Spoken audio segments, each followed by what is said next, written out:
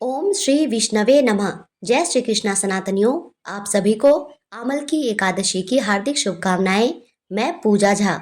आमल की एकादशी जो कि फाल्गुन मास के शुक्ल पक्ष की एकादशी होती है, इस दिन का हमारे हिंदू धर्म में बहुत महत्व होता है। इस दिन पूजा से लेके भोजन तक सब में आंवला का उपयोग किया जाता है।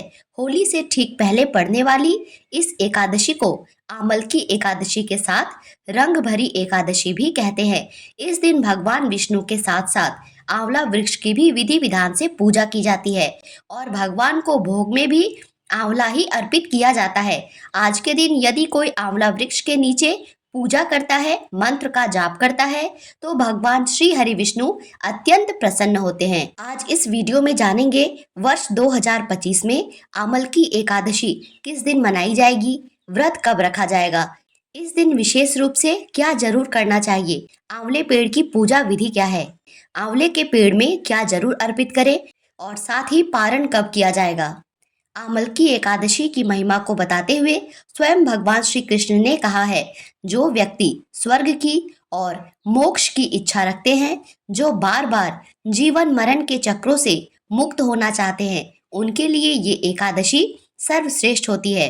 अब जानते हैं एकादशी मुहूर्त के बारे में, फिर जानेंगे आंवले वृक्ष की पूजा विधि के बारे में। तो इस वर्ष 2025 में फाल्गुन शुक्ल पक्ष एकादशी की शुरुआत 9 मार्च रविवार को सुबह 7:45 पर प्रारंभ होगी और 10 मार्च सोमवार को सुबह 7:44 पर समाप्त होगी। सनातन धर्म में उदया तिथि बहुत महत्वपूर्ण मानी जाती है, तो इस वर्ष 10 मार्च सोमवार को आमल की एकादशी का व्रत रखा जाएगा। सभी गृहस्थ जन और वैष्णव जन केवल और केवल एकमात्र इसी दिन एकादशी का व्रत रखेंगे और भगवान श्री हरि विष्णु की माता लक्ष्मी के संग विधि विधान से पूजा करेंगे। इस दिन प्रातः काल पूजा का शुभ मुहूर्त रहेगा सुबह 5:23 से 6:36 तक। लेकिन इस बार आमल की एकादशी पर भद्रा भी लग रही है, पर यह भद्रा सिर्फ 68 मिनट के लिए है। भद्रा का प्रारंभ सुबह 6:36 से होगा और समापन सुबह 7:44 पर होगा। इस बार भद्रा का वास पृथ्वी लोक है और पृथ्वी लोक की भद्रा अशुभ प्रभाव देने वाली होती है, इसीलिए पूजा पाठ करने में कोई हानि नहीं है, परंतु कोई शुभ कार्य का या नए कार्य का शुभारंभ ना करे, वरना उसमें बाधा आ सकती है। इसी के साथ इस एकादशी पर 3 शुभ योगों का निर्माण हो रहा है। पहला सर्वार्थ सिद्धि योग, जो कि सुबह के 6:36 से रात के 12:51 तक रहेगा। दूसरा शोभन योग, जो कि सुबह 4:49 से यानी ब्रह्म मुहूर्त से शुरू होके दोपहर के 1:57 तक रहेगा।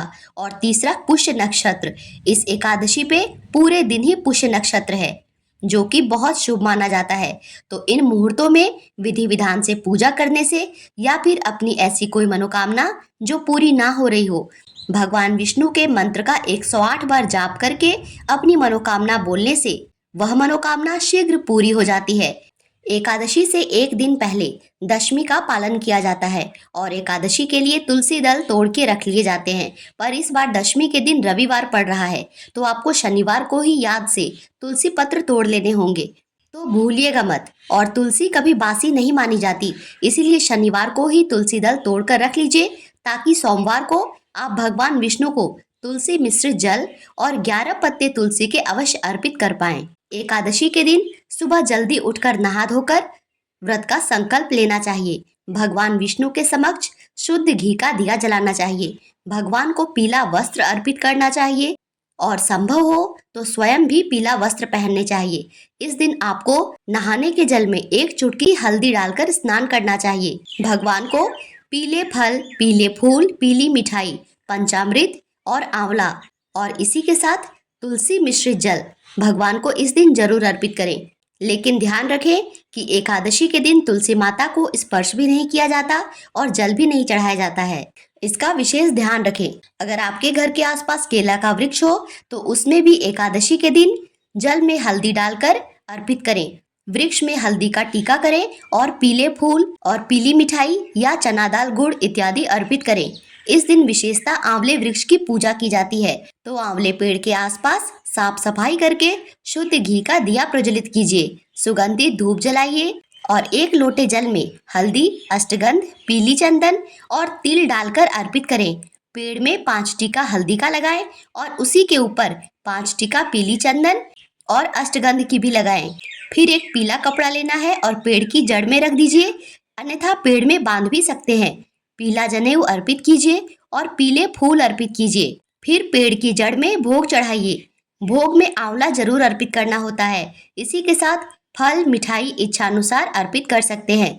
इस दिन गुलाल लगाने का भी नियम होता है, क्योंकि यह एकादशी रंग भरी एकादशी भी होती है। इसीलिए भगवान विष्णु को भी इस दिन गुलाल जरूर अर्पित करें और आंवले पेड़ में भी गुलाल जरूर अर्पित करें।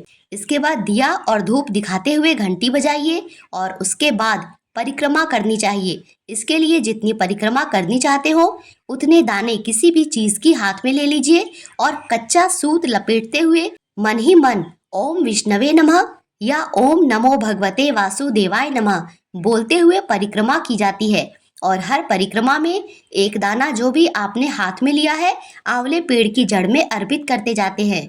और परिक्रमा पूरी होने के बाद वहीं बैठकर भगवान विष्णु के किसी भी मंत्र का जाप जरूर करें और अंत में आंवला एकादशी की व्रत कथा पढ़ें।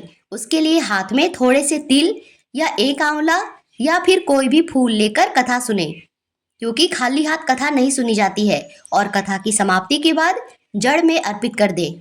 अंत में आरती करके पूजा पूर्ण किया जाता है। पूजा में कुछ दक्षिणा भी अवश्य चढ़ानी चाहिए। इससे पूजा में हुई भूल चूक क्षमा हो जाती है। पूजा के बाद जो दक्षिणा होती है उसे आप दान कर सकते हैं और जो आपने भोग चढ़ाया है प्रसाद स्वरूप वितरित कर दीजिए। प्रसाद बांटने से दुख दूर होते हैं। लेकिन ध्यान रहे, इस दिन व्रती को भूल से भी आंवला का सेवन नहीं करना चाहिए। दूसरे दिन व्रत के पारण में आंवला जरूर खाना चाहिए। एकादशी के दिन संध्या काल में भी घर के मंदिर में तुलसी माता के पौधे के पास, केले पेड़ के पास और आंवला पेड़ के पास दीपदान जरूर करना चाहिए। और एकादशी तिथि के दूसरे दिन हरिवासर की समाप्ति पर एकादशी व्रत का पारण करना चाहिए और पारण से पहले ही दान कर लेना चाहिए या फिर दान के निमित्त सामान निकाल कर रख देना चाहिए। इस दिन दान में सीधा दान किया जाता है, जिसमें चावल, आटा, आलू, दाल, ऋतुफल, ऋतु की सब्जियां और दक्षिणा का पैसा ये सब होता है।